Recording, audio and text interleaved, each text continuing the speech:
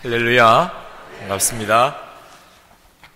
오늘 새벽 기도회 때 우리가 예수님 믿으면 우리 안에 일어나는 정말 놀라운 증거 하나를 여러분과 함께 확인해 보려고 합니다. 내가 정말 예수를 잘 믿고 있는지, 그리고 내가 정말 천국에 가게 된 그 구원받은 사람인지 하는 거 점검해 보는 두 번째 시간이에요. 어제 밤에는 내가 진짜 행복해졌나 하는 거죠. 여러분, 이거 건성으로 넘기면 안 됩니다. 예수 믿고도 행복하지 않다. 그럼 환경 때문 아닙니다. 사람 때문도 아닙니다. 예수님과 관계가 분명치 않은 겁니다. 그 점에 대해서 여러분이 아주 정직하게 하나님께 반응하시면 정말 예수 믿은 사람이 어떤 처지와 형편에서도 행복한 사람이 되는 것을 여러분 스스로가 경험하게 됩니다. 두 번째 점검해 볼 내용은 내가 예수를 믿었으니 이제 부자가 되었나 하는 겁니다. 부자가 되었나. 이 문제에 대해서 오늘 이 시간에 좀 걸리시는 분들이 있으실 거예요. 내가 예수를 믿긴 했는데 나 부자는 아니야. 심지어는 가난하다고 생각하는 사람도 있어요. 지금 이 시간에 나는 가난해. 예수 안 믿는 거예요. 그런 사람들. 그런 분들은 마음에 막 분노가 일어나신 분도 있으실 거예요. 내가 예수 믿지 않다니, 그 말도 안 돼. 나 분명히 예수 믿어. 그런데 나 가난해. 그렇게 생각하시는 분들은 병원에 가서 건강검진 했더니 나는 괜찮다고 생각했는데 폐에 뭐가 보인다. 또 위 내시경을 했더니 무슨 용종 같은 게 있다. 이런 진단을 받는 거예요. 뭐가 좀 문제가 있는 겁니다, 지금. 예수를 믿었는데 내가 부자가 아니다. 뭐가 문제가 생긴 겁니다. 오늘 새벽에 해결 받으시게 되기를 축복합니다. 여러분들 안에 좀 혼란스러운 분들이 분명히 있으실 거예요, 지금도. 예수를 믿으면 부자가 된다. 마음에 선뜻 이게 믿어지지 않으시는 분들이 있으실 겁니다. 예수를 믿어도 가난할 수 있지 뭐. 이렇게 생각하시는 분들이 있으실 거예요. 예수님께서 분명히 오늘 말씀에서 이렇게 이야기하셨어요. 누구든지 목마르거든 내게로 와서 마시라. 그리고 나를 믿는 자는 누구든지예요. 나를 믿는 자 누구든지 그 배에서 생수의 강이 흘러나리라. 주변 사람들에게 정말 그저 도와주는 정도가 아닙니다. 내 속에서 생수의 강이 흘러 넘쳐서 주위의 사람들을 풍성하게 해주는 삶에 대한 약속을 하셨어요. 여러분이 예수를 믿으시는데 여러분은 예외이십니까? 예수님이 예외에 대해서 말씀하지 않으셨습니다. 그렇다면 여러분이 예수를 믿으시는 게 맞다면 여러분은 여러분 주위 사람들에게 생수의 강이 흘러 넘치는 바로 그 사람입니다. 그 점에 대해서 여러분이 그렇다고 믿어지세요? 여러분이 지금 그런 삶을 살고 계세요? 여러분 주위 사람들에게 여러분 안에서 생수의 강이 흘러 넘치는 그런 삶을 살고 계신가요? 나는 그렇지 못합니다. 그렇게 생각되시는 분들은 역시 주님과의 관계를 점검해 보셔야 됩니다. 많은 분들이 아주 분명한 고정관념으로 가지고 있는 생각이 있어요. 부자다, 가난한 사람이다. 무슨 기준으로 그렇게 생각하죠? 나는 부자다, 나는 가난하다. 내가 얼마나 많이 가지고 있느냐를 가지고 생각해요. 내가 얼마나 많이 가지고 있느냐. 재산이 좀 많은 사람은 나는 부자야 이렇게 생각하고 계시고, 재산이 없는 사람은 나는 가난하다 그렇게 생각합니다. 이 생각이 얼마나 예수 믿는 사람에게는 올바르지 못한 생각인가 하는 것에 대해서 전혀 모르고 있어요. 여러분, 예수 믿으면 진짜 부자가 되나? 목사님, 나 아직까지 받아들일 수가 없어요. 이렇게 생각하시는 분들은 제가 여러분에게 다시 질문해 드리겠습니다. 여러분, 예수 믿으시고 하나님이 여러분의 아버지가 되셨습니까? 아멘이시에요? 네. 하나님 여러분의 아버지세요? 네. 여러분이 부자가 아니라면 하나님은 어떤 분이죠? 여러분이 가난한 사람이라면 여러분의 아버지이신 하나님은 어떤 분이죠? 가난하다 뜻이죠. 여러분이 하나님 아버지라고 분명히 믿으시면서 어떻게 여러분이 가난할 수가 있죠? 하나님이 얼마나 부자신 줄 아십니까? 네. 온 우주 만물이 다 하나님의 것입니다. 그걸 믿으세요? 여러분 그 하나님의 자녀입니다. 여러분이 얼마나 부자인지 모르세요? 네. 많은 분들이 그 점에 대해서 전혀 올바른 믿음을 가지고 있지 않아요. 네. 본인이 분명히 하나님의 자녀라고는 믿어요. 근데 본인은 가난하다고 생각합니다. 그런 모순을 문제라고 생각하지 않아요. 왜? 끊임없이 많이 가지고 있어야 부자고 가진 게 없으면 가난하다는 기준으로 모든 걸 판단하고 있기 때문입니다. 여러분 디모데전서 6장 7절부터 10절까지 말씀해 보면 거기에 이런 기준을 말씀하고 있어요. 우리가 먹을 것과 입을 것이 있은즉 족한 줄로 알 것이니라. 여기 족한 줄로 알 거라는 말은 충분하다, 만족하다 그런 뜻이죠. 부유한 사람이나 그렇게 말할 수 있죠. 나는 부족한 것이 없어. 근데 어떻게 하면 그런 줄로 알라고요? 먹을 것과 입을 것이 있은즉 족한 줄로 알라. 여러분 집에 먹을 게 있으세요? 냉장고 열면 적어도 몇 끼는 먹을 게 있습니까? 네. 여러분 오늘 이게 아침 집회 끝나고 가실 집이 있으세요? 노숙자 아니십니까? 네. 족하시네요. 부자시네요. 성경의 기준에 보면 여러분 굉장히 부자시네요. 네. 족한 줄로 알라고 그랬잖아요. 근데 이 말씀 들으면 짜증나시는 분이 있으실 거예요. 아니 세상에 이 미국에서 살면서 먹을 게 있고 가서 잠잘 집이 있으면 족한 줄 알라니 여벌 옷이 있는 정도 가지고서 만족하라니 이건 말도 안 돼. 자본주의 사회에서 이건 말도 안 돼.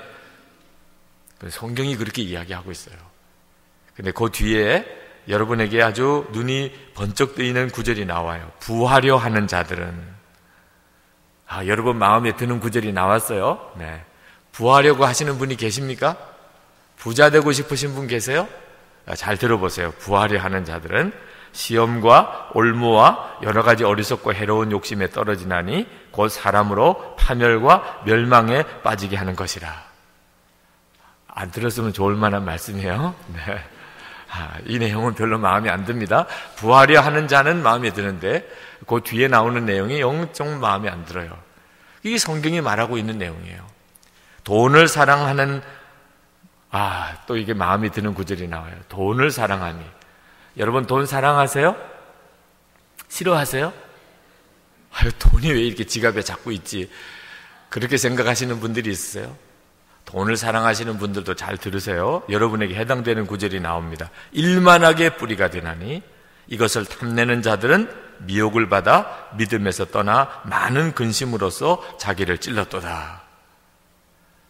여러분 성경이 말하고 있는 이 부자와 가난한 자의 기준이 우리가 가지고 있는 생각과 많이 달라요.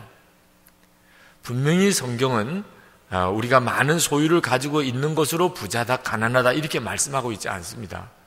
특히 정말 자본주의의 본산이라고 말할 수 있는 이 미국에서 사시는 여러분들은 그 점에 대해서 성경적인 분명한 사고를 가지셔야 돼요. 여러분 성경에 요한계시록에 보면 7교회가 나오는데 그 7교회 형편이 다 다릅니다.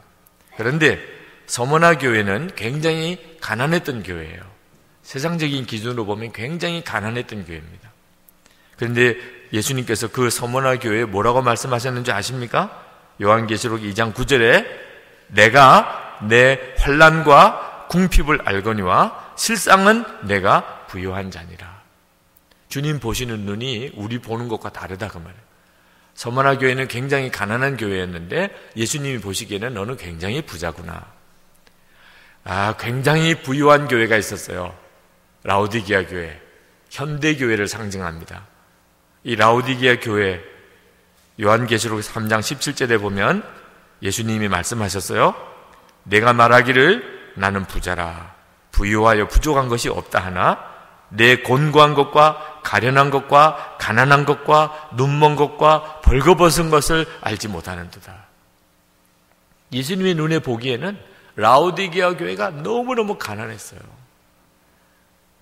여러분 이제 이 눈을 가지셔야 돼요. 여러분이 진짜 예수를 믿으셨고 구원받은 자가 분명하게 되려면 눈이 분명해야 돼요. 그렇지 못하면 큰일 나요. 나는 부자다. 복을 많이 받았어요. 하나님이 나를 사랑하셔서 내게는 복을 많이 주셨어요.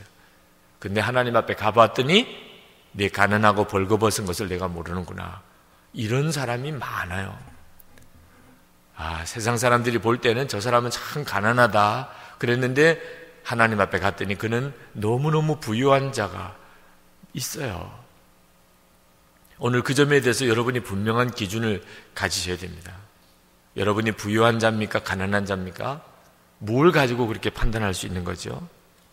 왜 많은 성도들이 하나님이 아버지가 되셨다. 그러면 나는 부자가 됐구나. 그렇게 믿어야 당연하잖아요. 예수 믿으면 누구에게나 하나님이 아버지가 되시는 복을 주시잖아요. 그러면 내가 예수 믿은 즉시 이제 나는 부자구나. 그렇죠? 여러분이 만약에 고아원에 있는 아주 어려운 아이가 부잣집에 입양이 되어 갔어요. 그러면 그 즉시 그는 부자가 된 거죠. 입양된 그 즉시 그는 부자가 됐잖아요. 부자인 아버지가 자기의 양아버지가 됐어요. 법률적으로 그는 그 부자의 아들이 됐어요. 상속자가 됐어요. 그러면 그 가난했던 아이가 그 즉시 부자가 된 거죠.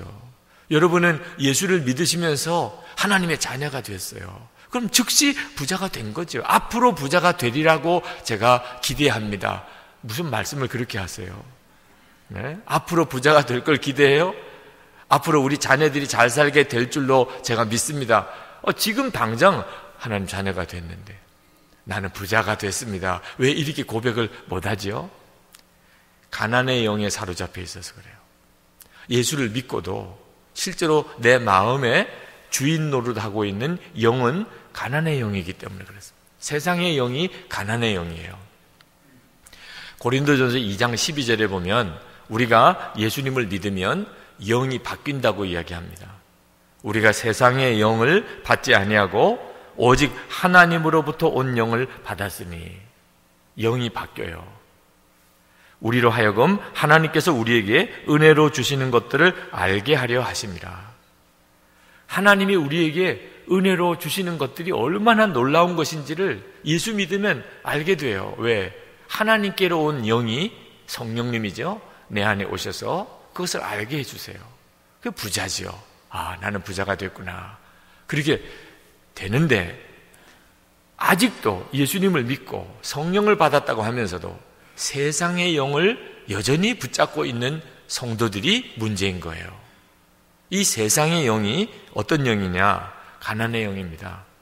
하나님의 은혜를 전혀 모르게 하는 영이에요. 고린도후서 4장 4절에 이 세상의 신이 믿지 않은 자들의 마음을 혼미하게 하여 그리스도의 영광의 복음의 광채가 비추지 못하게 함이니 그리스도는 하나님의 형상이니라. 얼마나 많은 성도들도 이 말씀에 해당되겠는지 몰라요. 예수를 믿었어요. 교회도 다녀요. 그런데 그 마음에 이 세상 신이 마음을 혼미하게 하고 있어요. 그래서 여전히 가난의 영인 이 세상의 영을 붙잡고 살아요. 여러분, 가난의 영이 어떤 영인가? 실제로 가진 게 없어서 가난한 게 아닙니다. 내가 가지고 있는 게 없어질까 봐 두려워하는 영이에요. 내가 가지고 있는 게 없어질까 봐. 그래서 늘 근심 걱정하고 있는 사람들이 가난의 영에 사로잡혀 있는 사람입니다. 늘 근심 걱정. 돈 많이 가지고 있어요. 그런데도 그는 없어질까 봐 근심하고 있어요. 이런 사람은 실제로는 주님이 보시기에 가난한 사람이에요. 그 영이 가난하니까. 여러분, 부자에게, 이 세상에서 소위 말하는 부자에게 가서 한번 물어보세요. 당신은 부자니까 이제 만족하시죠? 여러분이 볼 때는요, 얼마든지 만족할 만한 분입니다. 제가 가지고 있는 재산이 굉장히 많아요. 그런데 그분은 뭐라고 대답할까요? 제가 만족합니다. 그런 분이 있을까요? 항상 조금만 더 있으면 좋겠습니다. 이게 뭐지요, 도대체? 도대체 그러면 누가 부자지요? 그는 겉으로는 부자예요. 그런데 실제로는 가난해요. 왜? 그는 조금 더 가지고 있기를 원해요. 그는 마음에 두려워요. 자기가 가지고 있긴 하지만 이게 언젠가는 없어질까 봐 두려워요. 그래서 그는 끊임없이 자꾸 더 가지려고 해요. 서울에 굉장히 부유한 사람들이 사는 동네, 강남구에 굉장히 부유한 사람들이 사는 동네, 그 동네 주민들이 구청에 가서 피켓을 들고 머리띠를 하고 데모를 했습니다. 그런 사람들은 보통 데모를 잘 안 하죠. 데모하는 것은 좀 가난한 사람들이 주로 하는 거죠. 근데 그 부자들이 데모를 했어요. 왜 그렇게 데모를 했나? 그 동네에 장애인 학교가 들어오게 됐습니다. 그것 때문에 데모를 하는 거예요. 반대하고, 결사 반대. 장애인 학교 들어오는 거 결사 반대. 아니, 세상에 그 부유한 사람들이 장애인 학교 들어오는 것 때문에 그렇게까지 결사 반대할 이유가 뭐지요? 집값이 떨어질까 봐. 그 장애인 학교 들어오면 집값이 떨어진다고 그래서 그렇게 결사 반대하는 거예요.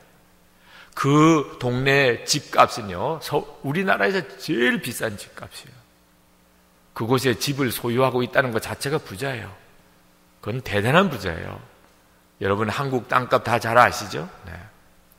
근데 장애인 학교가 혹시 들어와서 모르겠어요. 집값이 떨어지는 일이 혹 있을지 모르겠지만 떨어져도 부자예요. 집값이 좀 떨어져도 부자예요. 엄청난 가격이에요. 진짜 부자라면 어떻게 해야 옳을까요? 환영해야죠, 환영. 우리 동네에 장애인 학교가 들어온다니 이보다 더 좋은 일이 어디 있을까? 우리가 뭘 도와드릴까요? 우리가 당신네 학교를 위해서 우리가 뭘 도와드릴까요? 이래야 부자지요. 근데 그 장애인 학교가 들어와서 집값 떨어질까 봐 걱정하는 그 마음은 뭐지요? 세상에 제일 가난한 사람들이에요. 그게 영입니다, 영. 그 많은 돈을 가지고 있으면서도 자기가 가지고 있는 것이 적어질까 봐, 없어질까 봐 계속 두려워하는 거예요. 그게 바로 마귀가 하는 전형적인 역사예요. 마귀는요, 절대로 풀어놓지 못합니다. 자꾸 움켜잡게 해요. 자꾸 두려워요. 더 두려워요. 가지고 있는 재산이 있으면 담을 높이 쌓고 보안장치 만들고 하여튼 계속 두려워요. 누가 가져갈까 봐. 성령님을 모신 사람은 정반대예요. 오늘 말씀하셨잖아요. 성령님을 모신 사람은 내 속에서 생수의 강이 흘러넘쳐요. 내 속에서 다른 사람에게 계속해서 더 많이 흘러넘쳐요. 그게 성령님의 역사예요. 성령님의 역사와 가난의 영은 전혀 다릅니다. 지금 여러분 안에, 여러분의 마음 속에 무슨 영이 역사하고 있어요? 다른 사람에게 막 베풀어 주고 싶습니까? 더 많이 나누어 주고 싶은 마음이 간절해요? 그런 분은 지금 가지고 있는 게 얼마인지 상관없이 부자예요. 바로 그게 부자예요. 하나님이 우리에게 축복하시는 축복이에요. 성령님이 우리에게 오시면서부터 이제부터 더 이상 먹고 사는 걱정 안 해요. 너무 만족해요. 먹고 사는 것은 주님이 다 걱정하셔요. 염려하지 말라고 그랬잖아요. 뭘 먹을까 뭘 입을까 염려하지 말라. 예수님을 믿는 순간부터 하나님 내 아버지가 되셨어요. 나는 더 이상 뭘 더 많이 가질까 걱정 안 해요. 하나님 내 아버지신 거예요. 꼭 내가 뭐 가지고 있어야 내 것입니까? 하나님이 가지고 계시면 되는 거죠. 하나님이 내게 필요할 때 다 주실 거죠. 내가 오직 이제부터 관심 갖는 것은 나눠주는 거예요. 나눠주는. 할렐루야. 네. 근데 예수를 믿지만 아직도 성령으로 살지 않고 이 세상의 영을 붙잡고 사는 사람들은 예수를 믿고도요, 얼마나 움켜쥐는 데만 관심이 있는지. 교회에서 제일 많이 가지고 있는 사람이에요. 그런데 그는 하나님 앞에 헌금하는 일도 두려워요. 교회에서 무슨 중요한 일이 있어서 좀 베풀고 나누어 주자 그래도 그는 그 점에 대해서 굉장히 인색해요. 그 나름대로 이유가 있어요. 왜 그랬습니까? 나 요즘에 경제적으로 많이 어려워요. 그 사람이 경제적으로 어려우면 딴 사람은 죽으라는 거죠. 그런데도 그는 경제적으로 어렵대요. 제가 서울 광명교회 있을 때 선배 부목사님 한 분이 신방을 갔다 와서 아주 끌탕을 하시더라고요. 그래서 옆에서 들었어요. 재미있게 들었어요. 신기했어요. 그때는 그 이야기가. 집이 어느 호화주택을 신방을 갔는데 집이 100평이 넘더래요. 그렇게 넓은 집을 처음 가봤답니다. 운전기사도 둘이 있고 집안일 하는 사람도 3사람이나 있고 그 주인과 함께 이 예배를 드렸어요. 그러면서 이제 기도를 할 때 무슨 기도 제목이 있으신가요? 라고 기도 제목을 말씀하라고 그랬더니 요즘에 너무 경제적으로 어려워요. 어떻게 기도를 해야 될지 모르겠더래요. 자기는 지금까지 그 목사님은 자기가 가본 집 중에 제일 큰 집에 간 날이에요. 갔더니 운전기사도 둘이나 있고 일하는 사람도 3이나 있어요. 근데 그 집 부인은 경제적으로 너무 어렵대요. 목사님 기도를 해주세요. 우리가 요즘에 너무 경제적으로 어려워요. 여러분, 이게 도대체 뭐지요? 그게 가난의 영이에요. 가난의 영에 사로잡히면 그렇게 살아요. 왜 성도들이 예수를 믿고도 성령님을 붙들지 않고 가난의 영을 붙잡을까요? 이게 속고 있어서 그래요. 여러분, 성령님을 모시고 살려면 겁이 나요. 왜? 성령님은 자꾸 주라 그래요. 성령님을 모셨다가는 큰일 날 것 같아요. 계속 성령님은 계속 베풀어 주라고 그래요. 헌금도 계속 하라고 그래요. 쫄다가 망할 것 같아요. 근데 마귀는 계속 움켜잡으라고 그래요. 가난의 영이 굉장히 우리의 마음을 솔깃하게 만들어요. 마귀가 하자는 대로 하면 부자가 될 것 같아요. 계속 움켜잡아요. 우리 속에 묘해요. 내가 성령님을 의지하고 이제부터는 정말 부자로 살리라. 이 눈이 열리는 일이 많은 성도들에게 어려워요. 그러면 죽을 것 같아요. 근데 이 세상의 영을 따라 살면 부자 될 것 같아요. 그래서 스스로가 예수를 영접하고도 마귀를 붙잡고 있는 거예요. 본인이 마귀를 붙잡으니까 마귀가 안 떠나는 거죠. 예수의 이름으로 이제 너는 떠나가라! 해야 되는데 분명히 고린도후서 5장 17절에 예수 그리스도 안에서 우리는 새로운 피조물이 되었다. 이전 것은 지나갔으니 보라 새 것이 되었다 그랬잖아요. 그런데도 우리 마음은 여전히 똑같아요. 예수 믿지 않는 사람이나 예수를 믿고 있는 사람이나 마음이 똑같은 사람들. 거지가 들어있는 거예요, 마음에. 제가 어릴 때 사남매였어요, 사남매. 저의 아버님이 어느 날 정기구이 통닭을 한 마리 사가지고 오셨어요. 그런 날은 황홀한 날이에요. 1년에 한 번이나 2번 있을까 말까 한 날이에요. 저희 사남매, 아들 3에 딸 하나, 아버님, 어머님 6식구, 정기구이 통닭 하나. 요즘에는 별로 상상이 안 가는 일입니다. 네, 요즘에는 한 사람 앞에 한 마리씩, 한 사람 앞에 한 마리씩. 근데 저희 그때 당시에는 그건 상상도 못하는 일이에요. 6명이 정기구이 통닭 하나를 놓고서 둘러 앉았어요. 무슨 대화하고 먹을 여유가 없어요. 네, 그랬다가는 정말 뼈만 빨아 먹어야 돼요. 네, 정신없이 먹고 있는데 보니까 어머님, 아버님 생각이 나요. 그래도 어머님, 아버님 생각할 정도쯤 되는 게 맏아들이에요. 네, 동생들은 정신이 하나도 없어요. 아버님, 어머님은 뒤에 벌써 물러가셨어요. 저분들은 배가 안 고프신가 보다. 우리들은 정신없이 온몸에 기름칠을 하고는 그렇게 정기구이 통닭을 먹고 있는데 어머님이 그렇게 하신 말씀이 지금도 기억나요. 좀 천천히 먹어라. 뱃속에 거지가 들었냐. 그렇게 말씀하셨어요. 먹으면서도 기분이 안 좋더라고요. 무슨 뱃속에 거지가 들었어요. 네. 지금 생각해 보니까 우리가 어떤 모습이었을까 하는 게 상상이 돼요. 어떤 모습이었을까? 근데 실제로 말입니다. 뱃속에 거지가 들어있는 사람들이 있어요. 뱃속에. 우리 뱃속에. 그게 바로 세상의 영이에요. 가난의 영입니다.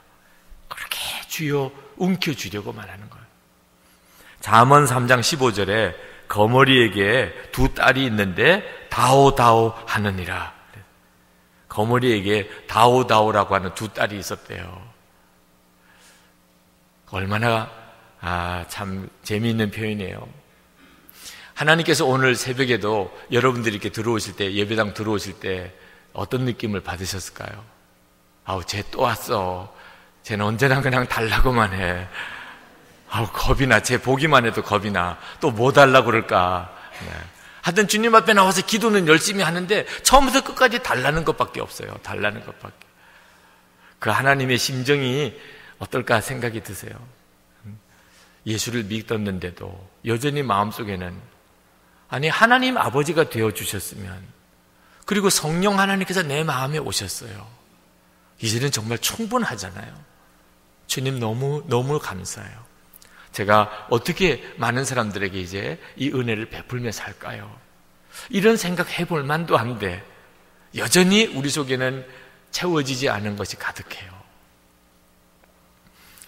졸부라고들 흔히 표현하죠. 네. 부자긴 부자인데 졸부는 어떤 부자를 말하는 거죠? 생각은 가난한 사람을 말해요. 부자인데 가지고 있는 건 많아요. 그런데 생각은 여전히 가난한 사람을 졸부라고 말하죠. 하나님께서 우리에게 주신 놀라운 은혜는 예수 그리스도 안에서 우리가 진짜 부자가 되는 거예요. 너무나 놀라운 일이죠. 여러분이 그렇게 되셨는지 오늘 새벽에 한번 분명하게 한번 점검해 보세요. 여러분 정말 예수님 안에서 진짜 부자가 됐나요? 잠언 11장 24절에서 26절까지 말씀해 보면 이런 말씀을 하셨어요. 흩어 구제하여도 더욱 부하게 되는 일이 있나니 과도히 아껴도 가난하게 될 뿐이니라.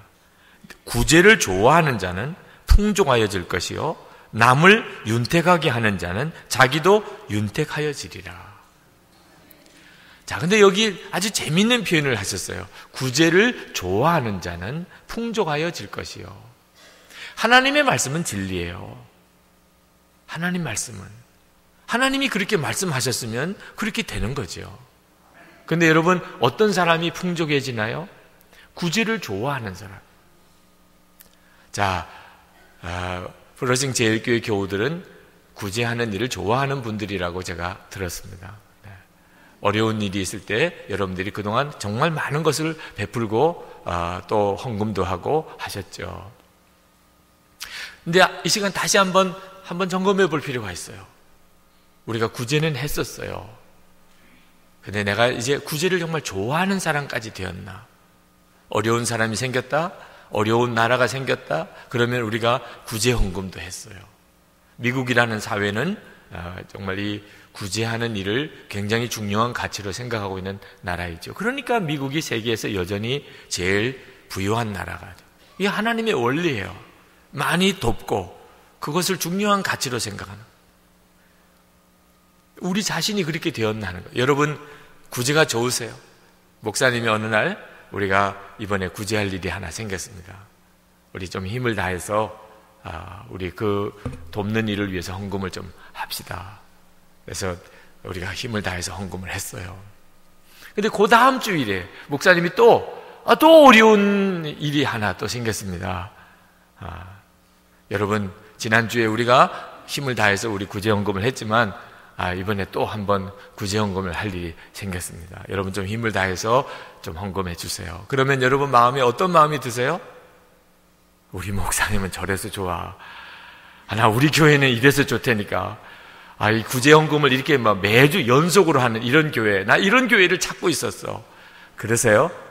아니면 약간 짜증날라 그래요? 아니 이게 뭐야? 지난주에 우리 구제헌금 했잖아. 아니 근데 이번에 또 해? 이건 너무 힘든데. 근데 그 다음 주에 또 하시네 또. 우리가 2번 연속으로 구제헌금을 했었지만 또 지난 주간에 또 어디서 이렇게 도와달라는 데가 있는데 우리가 또 한 번 더 힘을 내서 구제헌금 합시다. 그러면 임원에 모여주세요 목사님. 아니 우리가 언제까지 이렇게 돕기만 할 거예요. 여러분 그때 어떤 마음이세요? 그렇게 하는 게 너무 좋아요? 구제를 좋아하는 사람, 이게 얼마나 어려운 일인지 몰라요. 구제를 하기는 해요. 그렇지만 좋아하는 것은 정말 다른 문제예요. 부자가 아니면 못해요. 내가 진짜 예수님 안에서 하나님이 내 아버지시다. 하나님이 내 아버지시다. 이게 진짜 믿어져서 나는 정말 부자야. 내가 할 일이 도와주는 일뿐이잖아. 이렇게 진짜 믿어지는 사람은요, 정말 구제가 좋지요. 구제가 기뻐요. 그러나 세상의 영에 사로잡혀 있는 사람은 구제는 그에게서 절대 좋은 일이 될 수가 없어요. 오늘 이 시간 주님이 우리에게 물으세요. 예수님을 영접하고 하나님의 사랑하는 자녀가 됐다면 너는 이제 도와주는 일이 좋으냐? 베풀어 주는 일이 즐거우냐? 그것이 너가 가지고 있는 사명이라고 생각하느냐? 오늘 하나님 앞에 그 점에 대해서 점검해 봐야 됩니다. 예수님, 제가 진짜 예수를 믿는 사람인가요? 다시 한번 말씀을 드리는데, 가난의 영에 사로잡힌 사람은 돈을 많이 가져도 그는 가난하게 살아요. 가진 돈을 하나님을 위해 쓸 수도 없고요, 남을 도와줄 수도 없어요. 두려우니까. 가난의 영이 떠난 사람, 거지의 영이 떠난 사람은 남을 도와주어요. 누가복음 6장 38절에 주라, 아주 간단하게 말씀하셨어요. 예수님께서 하나님의 자녀들에게 주라, 그래서 주라. 그리하면 너에게 줄 것이니 곧 후이되어 누르고 흔들어 넘치도록 하여 너에게 안겨주리라. 너희가 헤아리는 그 헤아림으로 너희도 헤아림을 도로 받을 것이니라. 제가 저희 교회 부임에 와서 보니까 교회가 재정적으로 굉장히 어려웠어요. 한 8,000평이 넘는 큰 예배당을 짓다가 경제적인 어려움이 와서 전임 목사님이 사임을 하시고 1년 뒤에 제가 부임을 했습니다. 교회 빚이 한 100억이 있었어요. 100억. 또 대우건설에 60억을 갚아야 됐습니다. 지불하지 못한 돈이 60억이에요. 그 본당, 큰 예배당 본당을 지으려면 또 한 200억 가까이 더 필요해요. 예배당 전체 공사비가 한 500억 되는 공사인데 빚이 100억에 60억 갚아야 되고 또 한 200억은 더 남았어요. 교인은 한 500명 정도밖에 안 남았어요. 다 떠나가고. 그 예배당을 어떻게 지어야 돼요? 예배당 공사를 하나님이 기적적으로 마무리 짓게 해주셨어요. 그런데 빚이 한 250억 가까이 빚이 생겼습니다. 은행 부채가. 250억이면 달러로 얼마나 되죠? 3천만 불 정도 되나요? 네, 엄청난 돈이죠. 근데 그 돈을 갚아야 되는데 매주 이자만 4천만 원이에요. 매주 이자만 4천만 원을 갚아야 돼요. 담임 목사로서 이건 보통 어려운 일이 아니에요. 근데 어느 날 어느 목사님이 전화를 하셨더라. 꼭 저를 연결을 해달라고 부탁을 하신다고 그래서 저희 비서로 도와주시는 권사님이 연결을 해주셨어요. 전화를 받았습니다. 들어보니까 시골교회 예배당을 건축하시던 목사님이 재정 문제 때문에 예배당 공사가 중단돼서 전화를 하셨더라. 저희 교회가 큰 교회인 줄 알고 도와달라는 전화를 하신 거예요. 제가 전화를 받다가 중간에 그 목사님의 말을 끊었어요. 목사님, 무슨 말씀인지 알겠습니다. 예배당 건축이 지금 재정적인 어려움 때문에 중단됐다는 거죠. 그래서 저희 교회 보고 좀 도와달라는 거죠. 그 말씀이잖아요, 결국. 목사님이 민망하게 여기시면서 그렇다고 그러시다가 한마디로 결론만 이야기하면 그렇다고. 목사님, 우리도 어려워요. 우리도. 보기에는 이렇게 큰 교회 같아도 우리는 지금 빚이 250억이나 있어요. 매주 이자만 4천만 원씩 갚아야 돼요. 우리도 지금 감당하기가 어려워요. 목사님, 죄송해요. 도무지 도와드릴 수가 없어요. 우리도 지금 힘들어 죽겠어요. 빨리 다른 교회나 알아보세요. 그리고 전화를 끊었어요. 잘했죠? 그럴 수밖에 없잖아요. 그런데 전화를 끊고 난 다음에 일어나면서 마음에 주님의 책망이 너무너무 강하게 들렸어요. 이놈아, 선한 목자교회 담임 목사라고 하면서 너 정말 가난하구나. 너 정말 가난하구나. 너가 오늘 전화하면서 뭐라고 했는 줄 아니? 우리도 힘들어요. 죽겠어요. 우리도 죽겠어요. 그게 가난한 사람이 하는 이야기예요. 죽겠어요. 우리도 너무 힘들어요. 우리도 너무 벅차요. 도울 수 있는 힘이 없어요. 너는 교회 표를 예수님이 이끄는 교회라고 그렇게 정하지 않았니? 이 교회가 나의 교회요, 내가 이끌어가는 교회라고 너가 하지 않았니? 그런데도 너가 담임 목사로서 내 망신은 다 시키고 있구나. 예수님께서 정말 그런 마음을 주시더라고요. 그때서야 제가 정신이 들었어요. 나도 모르게 내 입에서 나오는 말이 너무너무 가난한 사람이 하는 이야기를 하고 있어요.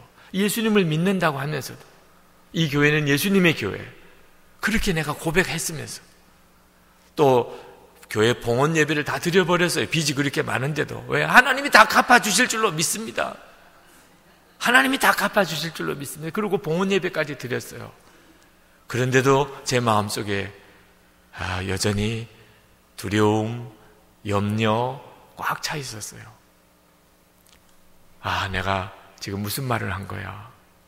그래서 그 목사님에게 다시 전화를 드렸어요. 전화번호를 확인해서 그 목사님 너무너무 죄송합니다. 제가 아까는 그만 교회 여러 가지 건축 이후에 재정적인 문제 때문에 마음에 염려가 많아서 나도 모르게 너무 부끄러운 이야기를 했습니다.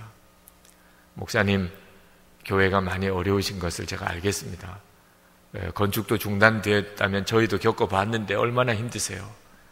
저희들도 빚은 많습니다. 그러나 하나님의 은혜로 매주 이자도 연체되지 않고 갚아가고 있습니다. 그래도 우리는 그런 정도의 형편이니 우리가 재정부에 남아있는 돈이 얼마나 되는지 모르지만 우리가 어떻게 해서든지 일부라도 우리가 도와드리도록 하겠습니다. 그러나 우리가 다 해결해 드리지는 못하는 것을 이해해 주시고 도움 받을 수 있는 여러 교회를 함께 알아보아 주세요. 말이라도 해도 그렇게 해야 되죠. 예수님이 진짜 교회 주님이신데, 그죠? 그때 제 믿음의 수준이 우리가 다 해결해 드릴게요 이렇게는 안 되더라고요. 재정부에 알아보니까 그 큰 교회인데도요, 교회 재정의 잔고가 1,000만 원도 안 돼요. 그걸 그 중에서 몇백만 원을 그 교회를 위해서 보내드렸어요. 근데 참 놀라운 것은요, 하나님이 그때부터 교회를 놀랍게 진짜 책임져 주시고 변화시켜 가시더라고요. 빚이 그렇게 많은데도 하나님이 계속해서 교회를 부흥시켜 주세요. 계속 더 도울 수 있게 해주세요.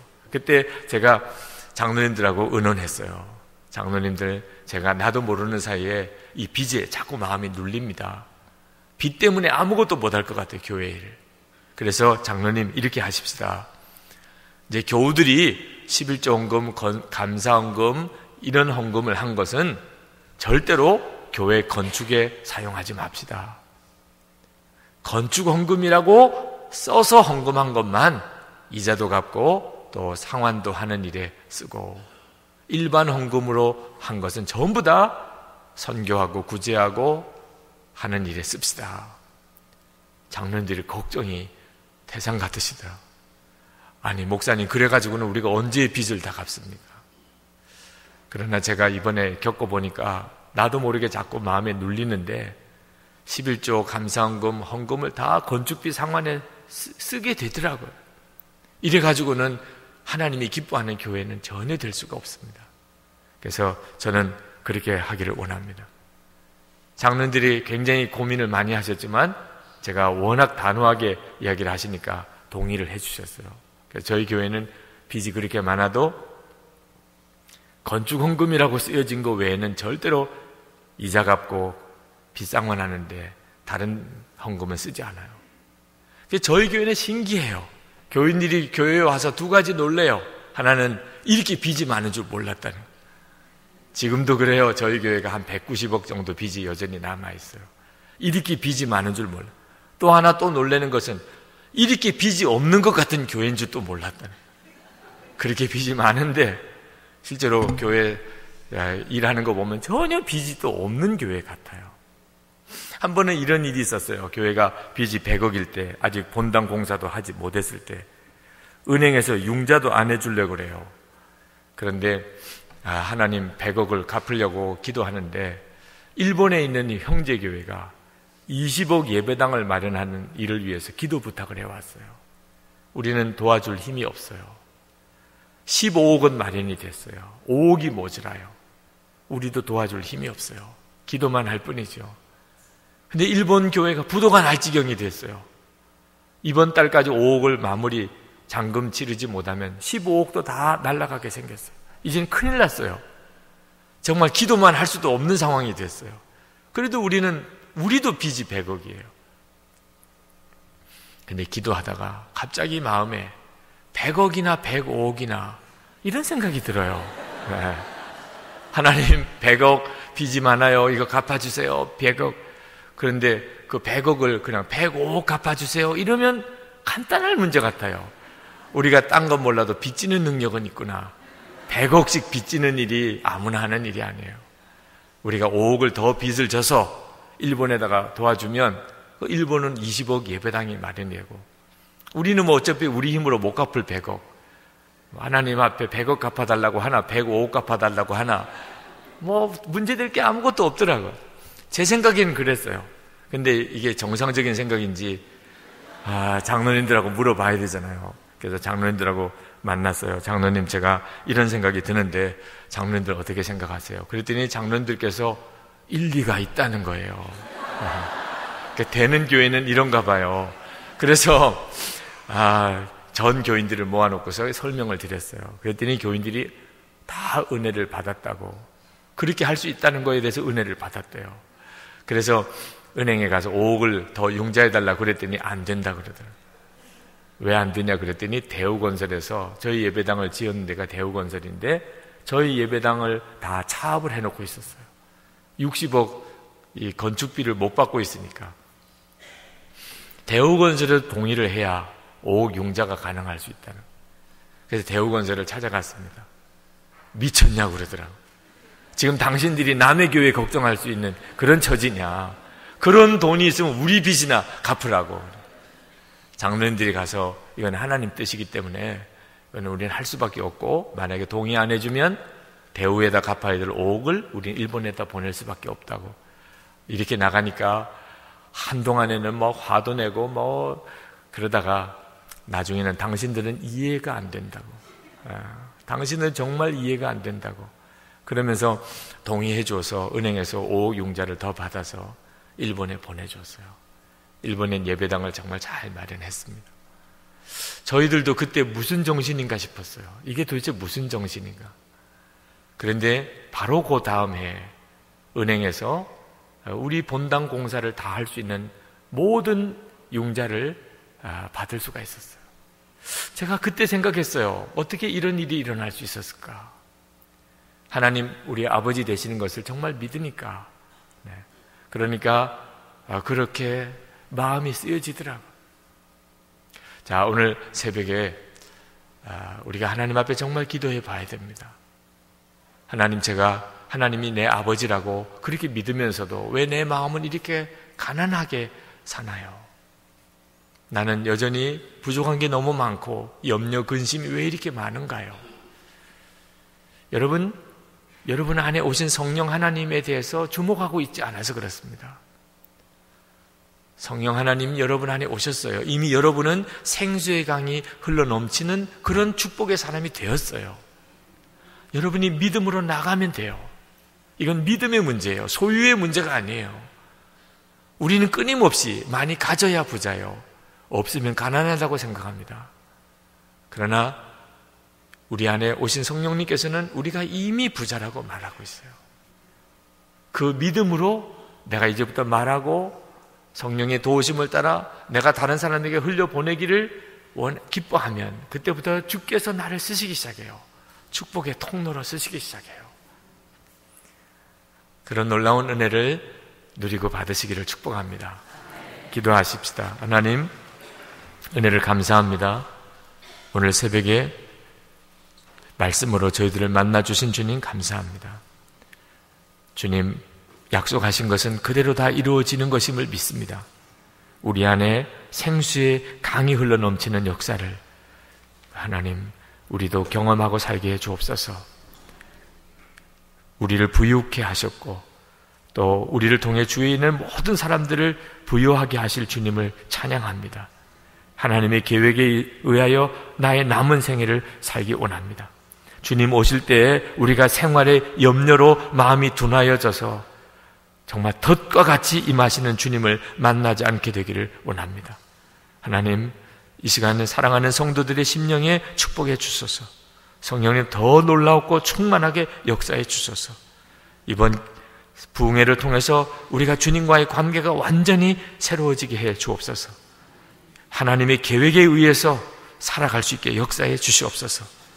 오늘도 기도 중에 성령님 우리에게 역사하소서. 더 깊이 더 강하게 역사해 주옵소서. 예수 그리스도 이름으로 간절히 기도합나이다. 아멘.